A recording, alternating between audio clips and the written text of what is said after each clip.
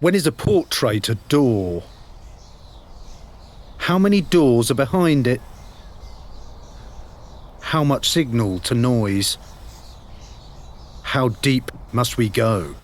Join me on this odd odyssey to see what we can see and hear, to peer into the life and times of the Delta blues legend, Charlie Patton, to view the blue-grey matter of this masked marvel and his blues patter, this blues druid who was rock and roll's spinal fluid, and who beat the Beatles by 35 years and 1,000 tears.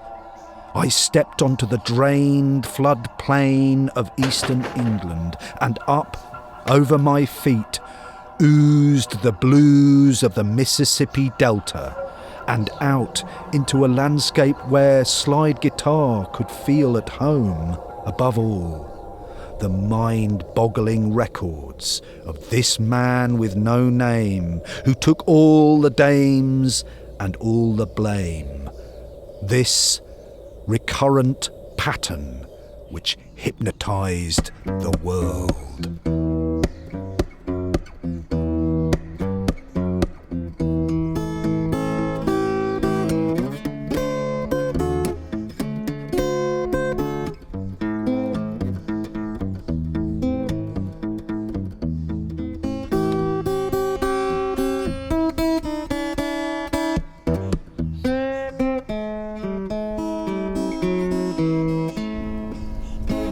So the blues had stepped in. Feelings kept contained now flowed out over the plain in a flood tide. Was it Patton's pattern which I sought, or the one which had inspired him and wrought his talents? Did I search the bashful skyline for his music, or his muse? What was the plan? To see the blues walking like a man? Had this fever dream of history cleared the fog? Or was the bluesman like the East Anglian spirit of the black dog, which pads the byways of these lowlands, which if you see, you must never look at, the harbinger of death with eyes like coals? Was this figure of the blues, which could now be in amongst these trees, more like Puck than Black Shuck? A friendly face, but from a demon race, that uneasy place where mischief meets malevolence. Would this journey toward an unknown spirit incur the ire of a local one? Was I to be caught between the devil dog and the deep blues? In pursuing something for our ends, do we pursue anything but our end? Does a delve through shelves increase insight or amass data? Do our thoughts need a narrator? Black American music was going through a fresh surge of popularity as the 20th century turned. Scott Joplin's piano rolls of rags rocked the world. In New Orleans, a new scene was bursting at the seams, evolved from folks on the tear in Congo Square. This thing called jazz was gaining critical mass, emboldened by Buddy Bolden, and in towns all around in the Deep South, among reels and ballads as the new century wore on, the blues was ringing out on the newly affordable steel string guitar to supplant the homemade efforts built from the boxes for cigars. The Stella was a hot seller, and what Charlie Patton used, along with many others who played the blues, and slide guitar's salamander fire had an axolotl in a bottle on baling wire, tethered to door frames and fretted. The weather vane to Elmore James abetted. The original Booker T did not need a B3 to strike a chord. In Up From Slavery he soared, and roared for others to get aboard the train bound for glory, away from pain's old story.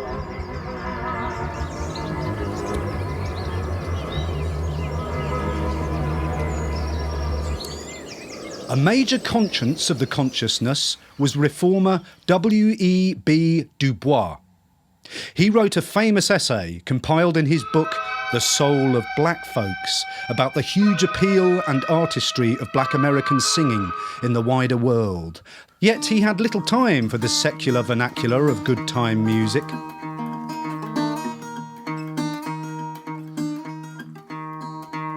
As a young performer, Charlie frailed his guitar with the Chapman family, some of whom claimed him as a half-brother. Or did he? The point is mooted, clarity's can booted into the dust ahead of us. A man whose repertoire would give Charlie some of his older style numbers, such as Spoonful, was Lem Nichols, who may have been the first musician Charlie heard. There were others too, such as local men Henry Sloan and Earl Harris. There was Mr. Toby and D. Irvin, whose blues helped him fuse his own ruses, who would alternately hit his guitar and pick notes, and who would clown with his instrument. Their tunes were delivered in a rough shout, indicating that the vocal approach Patton broached had been coached, and if not tempered in that fire, inspired by it. Irvin, like Nichols, would have been in his 50s and 60s at the time of influencing the young Charlie Patton, who, having knocked around with Roxy Gibson and Lizzie Taylor, had a daughter, Willie Mae, in '08. The mother of the bairn was Millie Barnes, and they lived together on Dockery's farm. We tried to put a stick in the ground marked "This is where the blues began" at our peril. In the sheet music hits for W.C. Handy, the 12-bar blues came to be understood as a criterion, as the blues, as a form, entered the popular lexicon, bearing only notional resemblance to the idiosyncratic, studiedly improvisational music it sought to mimic. The music the likes of Irvin had taught to Charlie Patton was a music where the accompaniment and holler became one sound, where the guitar could dance under the kind of sustained sung notes with the kind of themes and drawn-out coloration which had made Frederick Douglass lachrymose as he scribed his prose to describe those fugues, those startling hollers in all their squalors and splendours.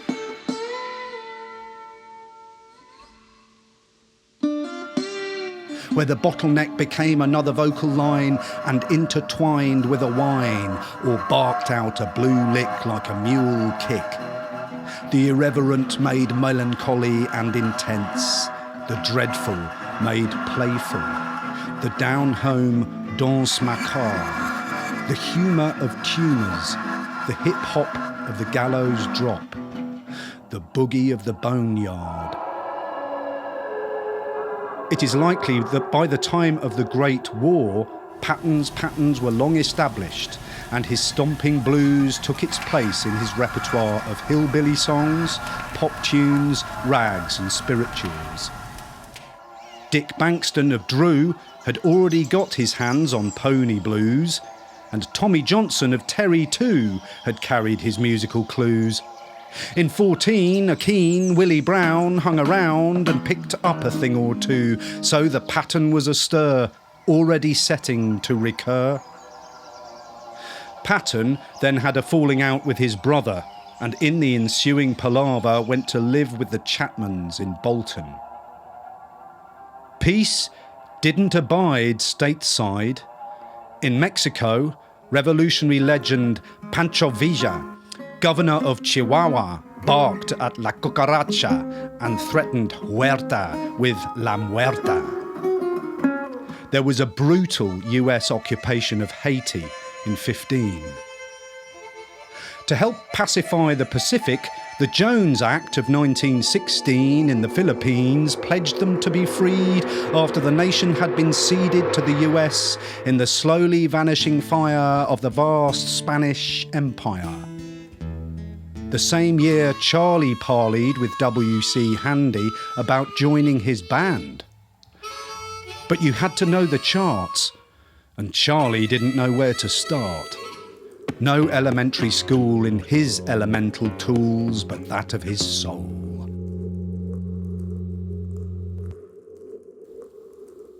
Uncle Sam's Hat landed in the European ring in spring 1917. Since war's outbreak, in a vigorous response to the paralysing British naval blockade, German U-boats made frantic the Atlantic and took a blade to American trade. The press mania following the Lusitania's sinking got America thinking. Then the Zimmerman telegram's inflammatory code added the last straw to the camel's load. The first record in the new music, whose name was standardising as jazz, was released. The worst race riot yet seen careened through St. Louis, leaving hundreds of black bodies in hate's wake. In Russia, they'd suffered, and the Tsar went too far and the first crown went down. As the shells crashed at Menin in the west, the Germans ushered in Lenin as their guest by train and on east into Mother Russia's pain.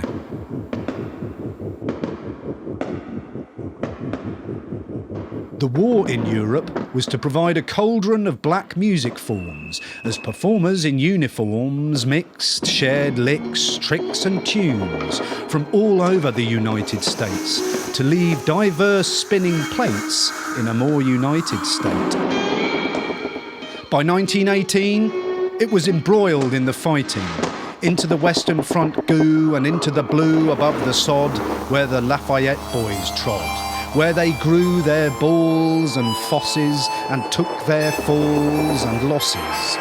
Eddie Rickenbacker was a steady slick attacker.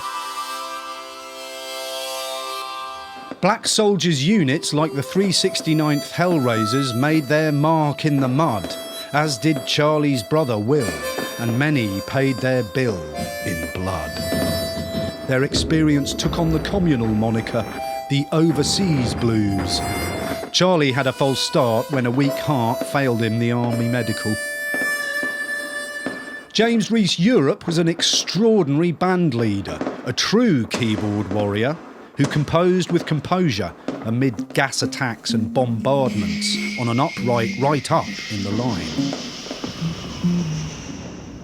In the 78 RPM shellac record, popular music had moved off the printed sheet and cylinder into the pressed groove.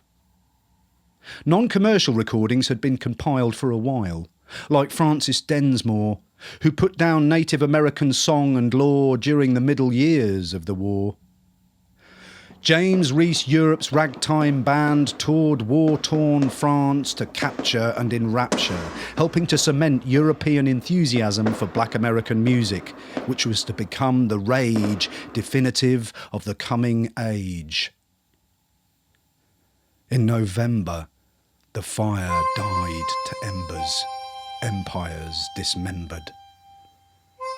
There was a fresh world power across the sea with a stovepipe and a goatee, and with Europa on her uppers, he was on the up and up. Then the doughboys said, "Oh boy," and went to fight in Russia to usher in the dread of the red under the bed, which was to become all-defining as the two great states' fate was set to intertwining. Back down home, the Cotton Belt had felt mixed fortunes of war. The demand for cotton increased the price hugely.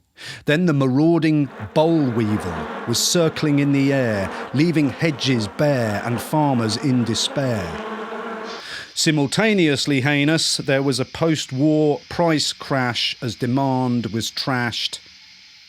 Fortunately, the vigorous delta crops could weather the chitinous mightiness of the infesting insects better than other districts.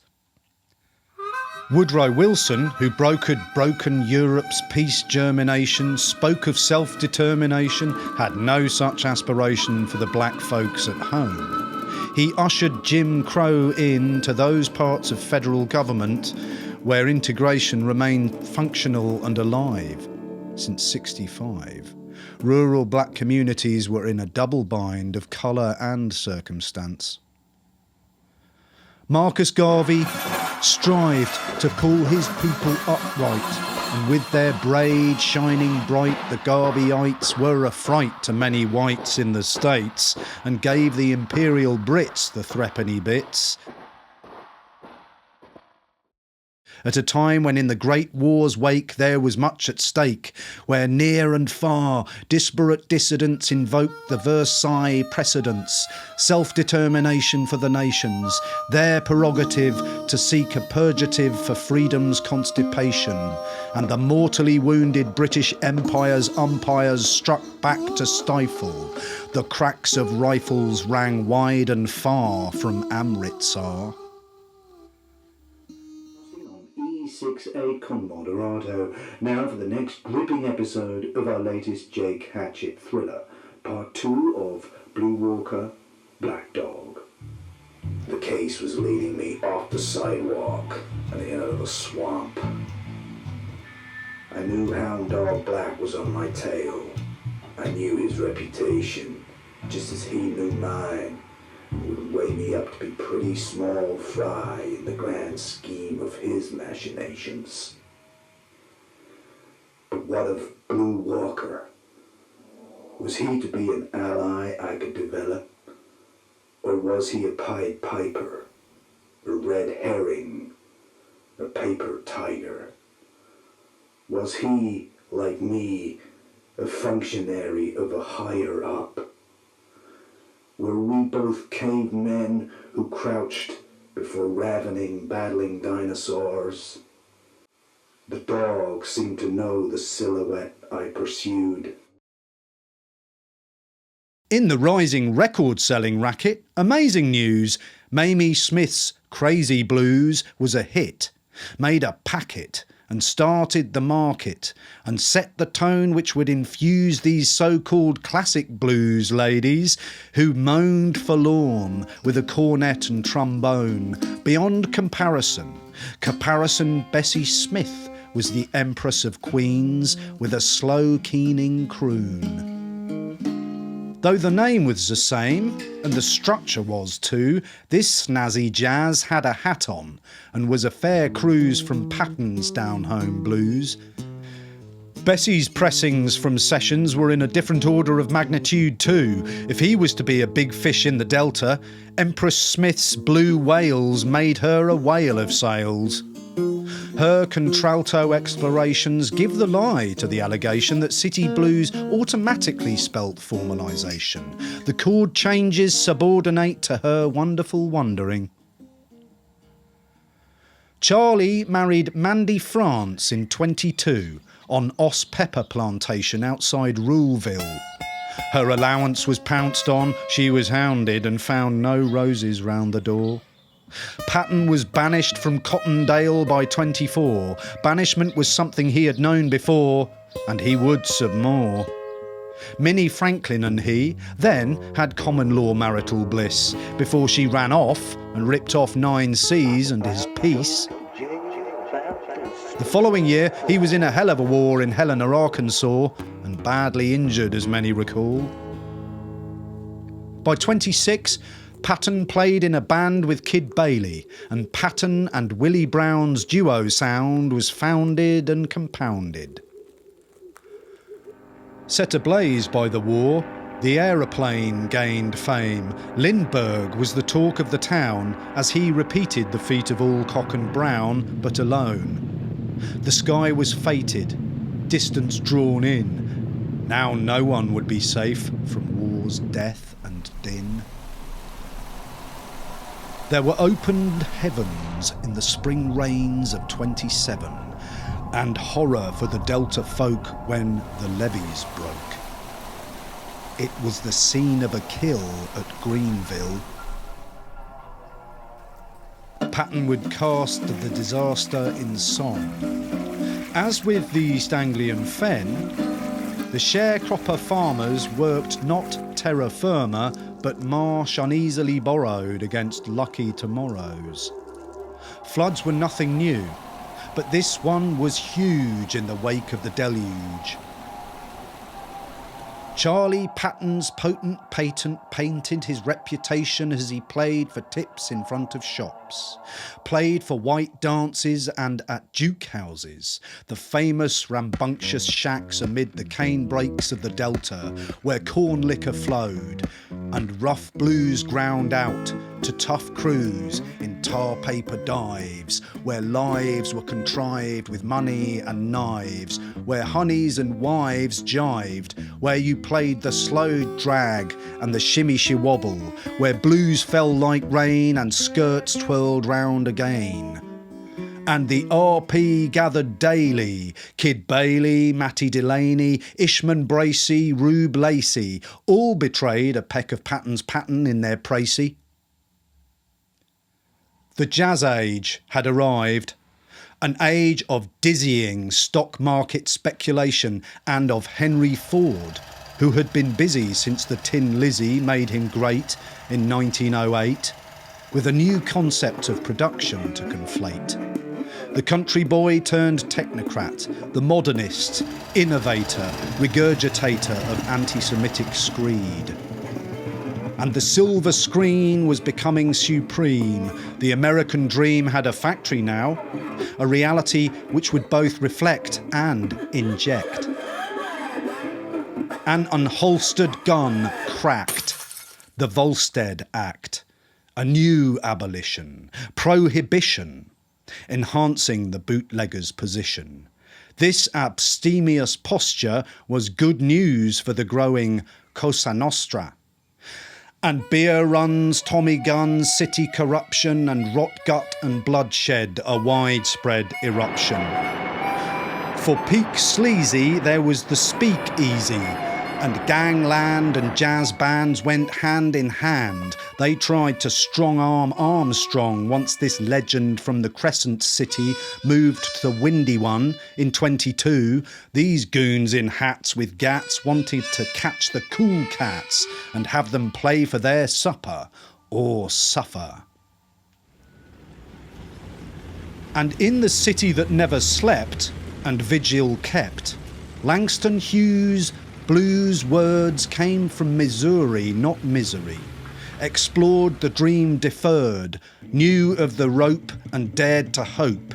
His rainbow thrill reached for peaches beyond Patton's Jackson on the high hill, saw rich cream and plum-tinted black, and saw the gold that rolled in the sunset over that old man river, not just his wounded soul and shot liver.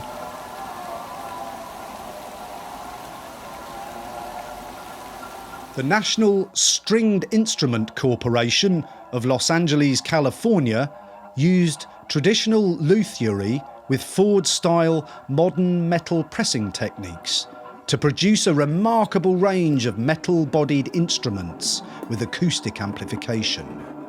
John Doppiera was the pater of the patent of the resonator.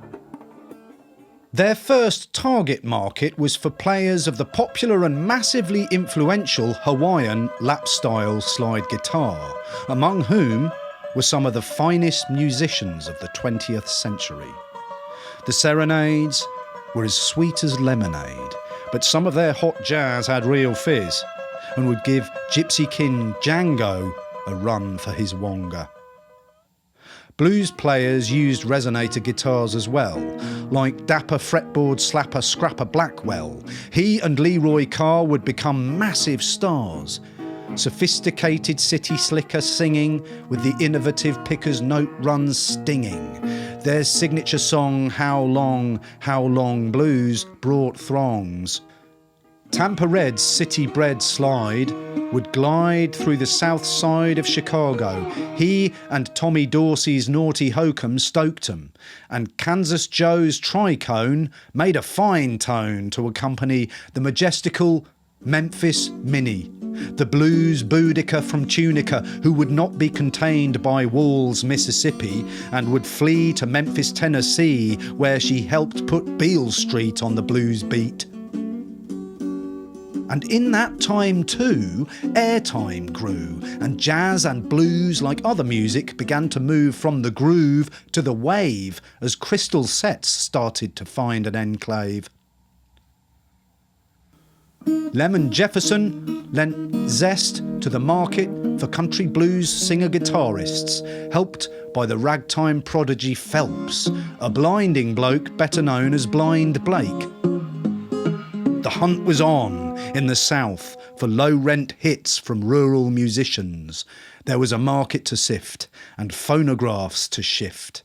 An era as remarkable for blues and country as it was for jazz.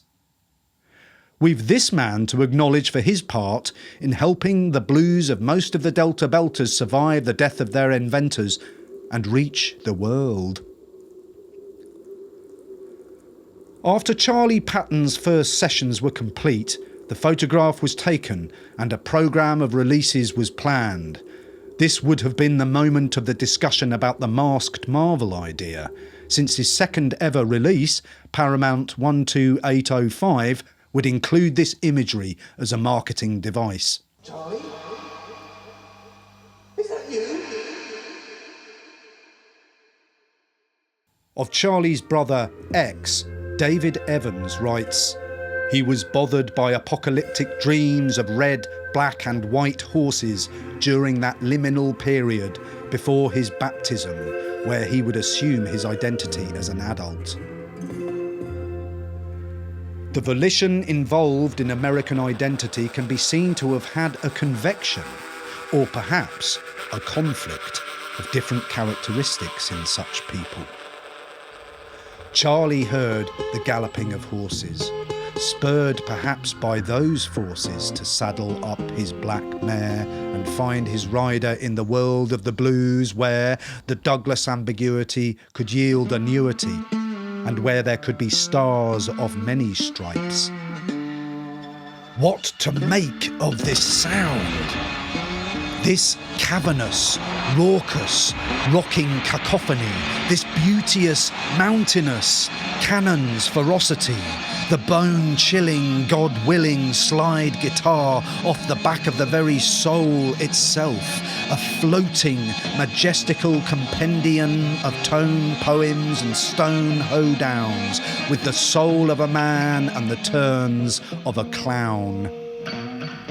To sing to a guitar and create in chords and verses little universes, spirit alerted, life diverted. To be out in the open country and listening to this music with the ear of someone for whom a vital part of the music was but the historical figment of another, where Charlie Patton's scattered atoms would bond with the barren flatlands through a draught of the potion from across the Atlantic Ocean's deathly grey expanses, and still it entrances those first sides where worlds collide.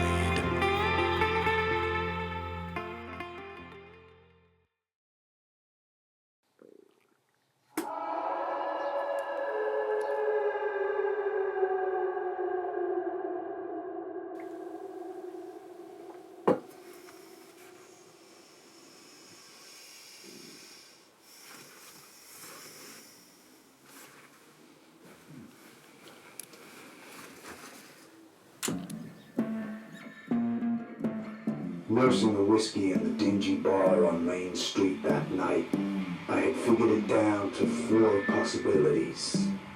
Blue Walker would give me the slip. He had a hideout amid the cornfields, perhaps. He would fink me out to the dog. He would frame me up with the G-men somehow, or he was fixing to rub me out. I knew which I preferred, and it gave me a needle in my gut.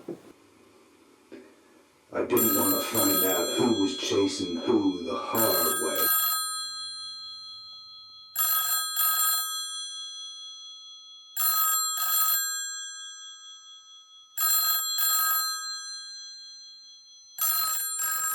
Mississippi Boll Weevil made a witty, cartoonish narrative into a hypnotic masterwork, fit to tear jerk and crack the plasterwork. The timing and control of the slide lick is mesmeric.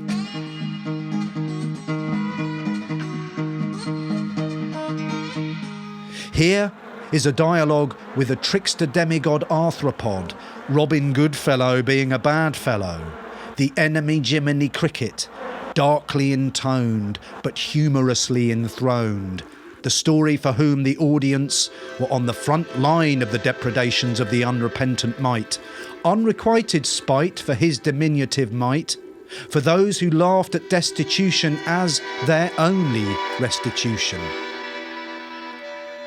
Screaming and hollering the blues, an intense, profoundly resounding, fathom-sounding thrill, a perfect haiku to make the cock crow and the rock grow. The foaming current of the recurrent pattern he would reuse with agile new slews in the coming recordings, notably in his two-part masterpiece High Water Everywhere, where airplanes were all around, families drowned, and he hunted higher ground. His so-called Maggie theme would not just be reprised by him. This would recur in Willie Brown's Future Blues, Tommy Johnson's Maggie Campbell, and many others. Here in spades is what made Patton a hit in the noisy juke joint, in a word, power. Who was the masked marvel of his second and third records? The music behind the mask. What questions does it ask? If we put it through the sieve, what answers can it give? And down the dirt road blues burst through and made everything new. My love of this strange yet familiar music grew. I knew, as I heard the ghost thing which stirred within those jangled tones, it was in my bones. It was already there, simply laid bare by the pounding sounding of the tunes that unwound on this found sonic stomping ground. But how so? What now? There was an exquisite, happy sadness to Pony Blues, a longing undertone belied by the galloping stride of the guitar's dance, one of the most beautiful, lyrical and persuasive pieces of popular music of all time. As one of the defining moments of Delta Blues, but no black shuck to tear at the hocks of this black mare, here is no gut bucket. More of a sense of, nah, f*** it. A sort of determined optimism where the guitar's pony lopes along and the rough-cut voice rides high in the saddle, resolved to run the riddle of life and triumph over strife, with a great piece of cheeky resolution. He can't tarry to marry, but only to be your man is a plan. In Banty Rooster Blues, there was his first slow drag. It showcased the masterful guitar where strums with uncanny power met mesmerising slide lines as the yarn was told about that bold bird and the world he bestrode by the road. The voice was unforgettable, guttural, like possession was in session or confession under compression.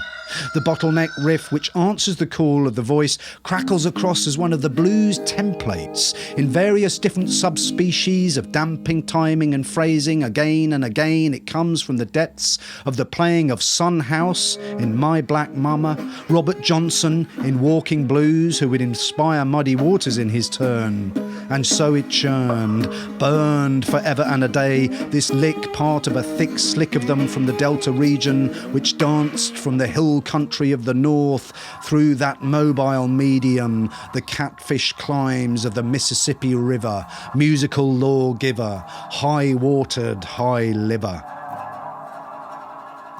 It won't be long, ripples outward into rollin' and tumblin', a lick and verse structure first recorded by Hambone Willie Newburn, one of those songs which show the arch, atmospheric character of this style of playing, which would become part of the very keystone of the music we know. In it we hear Jimmy Page's slider rage, to name but one disciple of the sage who would add his hue over the dew at the dawning of the age of Aquarius. But the sum of the work Patton played with a bottleneck shows more than just the obvious acolytes, reaches right into the conventions of electronic music, uses the devices of repetition and tension, of chords not voiced but hinted at with jabbing single notes, short phrases to describe rhythm more than melody. Peavine blues drips with a wounded reproach.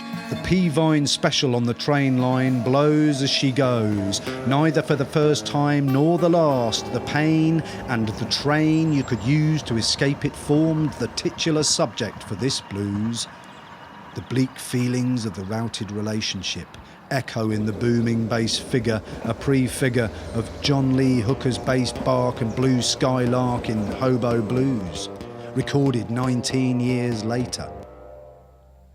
Tom Rushen's Plush Brushings told a bucolic alcoholic tale with a crooked grin of being locked in by sheriffs and watching the day shift. It was drawn from recent experience. He'd been caught cold in Marigold by the officer whose name he told. Indignance meets indifference in the last line.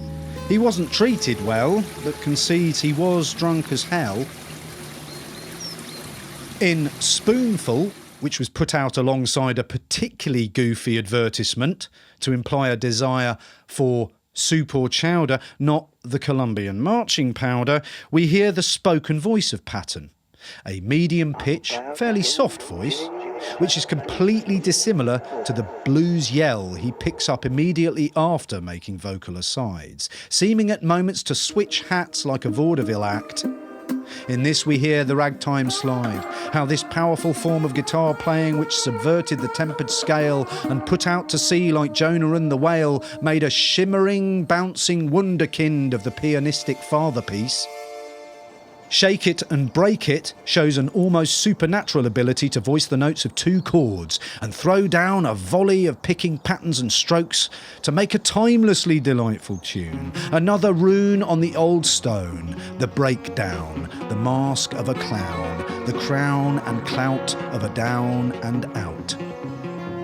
And again, Charlie put a mask on the very words. He sits on the jelly roll, this slurred contortion, rock and roll distortion, constriction of diction, and an aggregate tone, from the bones of a soul man who could use it to infuse a sanctified trance, or blues it to give you a lap dance. Then another mask was substituted, more suited to the sanctified than the romantic side. Elder J. Hadley was touted, but the recurrent pattern was undoubted.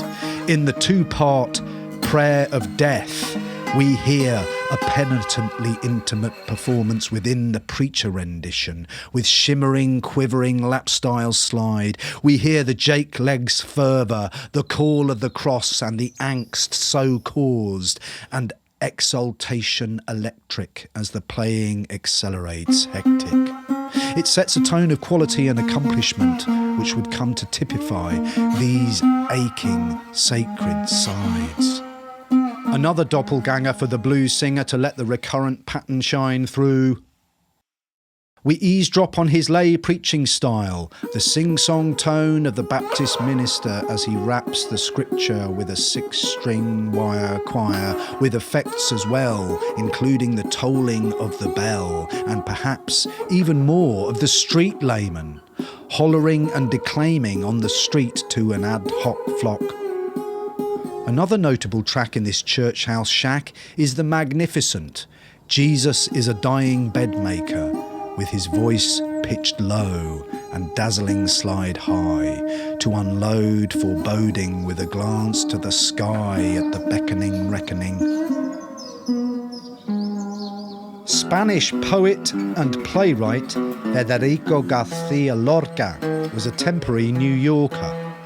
Having been working on his Poema del Cante Hondo about the Spanish deep song alongside composer Manuel de Falla, who was putting the Andalusian fire into orchestral music at a time when Bela Bartok was hungrily recording folk songs from Hungary. The great folk revival of the century's middle years was the second. The first was expressed among folk compilers, classical composers, long before the second stole hearts in the pop charts. During his stay on Manhattan, Lorca had a ball, then in October saw speculation hit the wall on Wall Street and credit fail as the 1920s roared off the rails. Patton's pony blues stayed stubbornly buoyant in sales. Charlie often went out on a limb to get other musicians in. He hitched on son Sims to a session in Richmond, Indiana, including the fiddle squiggles of Sims, whose fills, simple and shop-worn, adorned some sides where another mood prevailed. Still there was grit, but a sense of chatty, catty wit, as seen in Elder Green, venting spleen, perhaps, at his own hypocrisy, gladly repudiating Elder Hadley as a biblical adherent in one breath and a bibulous miscreant in the next. Then there is the character of Elder Green himself, a mystical figure of black American law, reaching for an archetype anyone from anywhere would recognise, the pious hypocrite, the preacher in the pulpit who is the prowler in the piazza, the Delta blues picker's naughty vicar. There's a similar sound to Alabama Bound, whose verses extol proto-rock and roll in structure and mood, showing the gleeful flea, the stated intention to change geography, and through that intention declare reinvention, that another state of the Union was another state of seeing and being, that the great unlighted state of the United States was one of transition, where to roam was home, with no white picket but a ticket, where the volition of identity would be forever begun and never truly done. Here was it all. Here was the neurosis and paranoid devoid of hope at the end of his rope. Here was the jaunty flaunter before fools and flouter of the rules, touter of his sex and mourner of wrecks. Blasted through a can you kicked down the road you travelled in days of yore and had never seen before.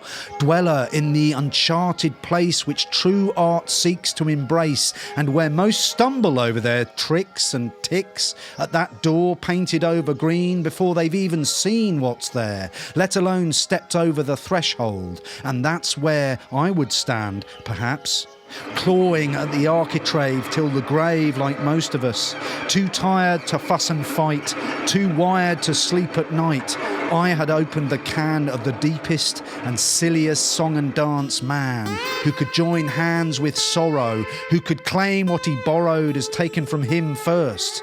This well-thumbed tome on the top shelf which no one could reach.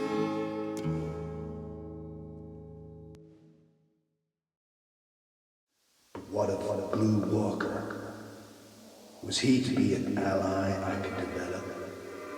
Or was he a Pied Piper, a red herring, a paper tiger?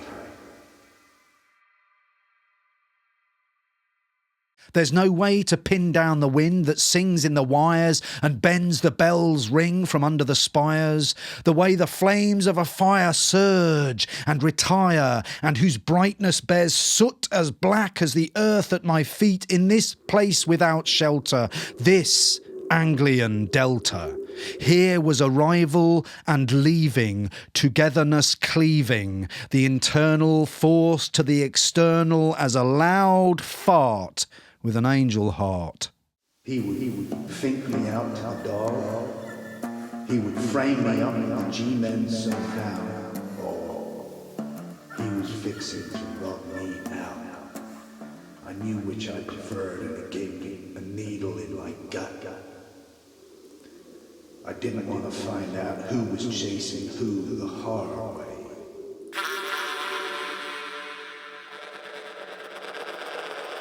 What is this inscrutable face behind the immutable veil?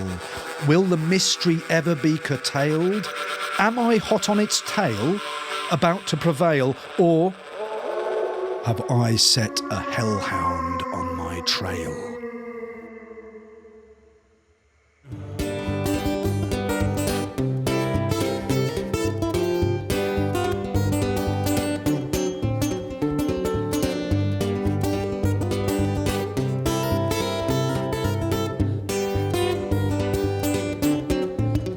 And another thing, Charlie Patton, though I don't wish to offend, trying to work out what you're singing about drove me very nearly around the bend. And ladies and gents, if you think that the solo was minging, cop a load of this slightly awkward scat singing. Shoot-a-dee-ba-da-ba-da-ba-dee-ba-da-ba-bow, scat-a-bop-doo-doo-da-da, scat-a-bop-a-skeedly-doo-doo-doo-doo-doo-doo. He's running wild, that mighty boy, he's running wild. Oh yes indeed, oh how I grieve, that mighty boy, he's running wild. Thanks a bunch, Charlie Patton, now you have wrecked my life, 'cause now I'm a blues man and I'll probably never get a wife. Thanks a bunch, Charlie Patton, you put me in your spell. I got a cheap day single ticket and is headed straight to hell. Thanks a bunch. Straight to hell, thanks a bunch. Straight to hell, thanks a bunch. Straight to hell, thanks a bunch. Straight to hell, thanks a bunch. Straight to hell, thanks a bunch, man.